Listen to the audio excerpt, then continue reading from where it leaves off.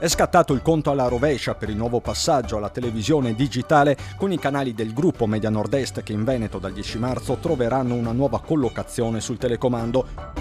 Come prima, più di prima, alleati di un'informazione libera e puntuale fatta dal territorio per il territorio.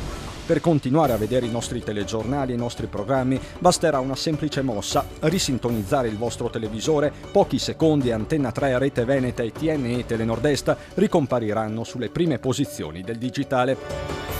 Antenna 3 è la TV leader del Nord-Est e la prima TV locale d'Italia passerà dal 13 al 10 e questo su tutto il territorio regionale, dalle Dolomiti alla Laguna, dal Garda al Delta.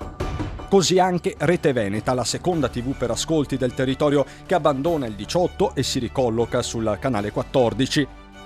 Al 18 infatti arriva TNE Telenord-Est con la sua informazione da Padova e provincia, lo sport e il calcio minuto per minuto.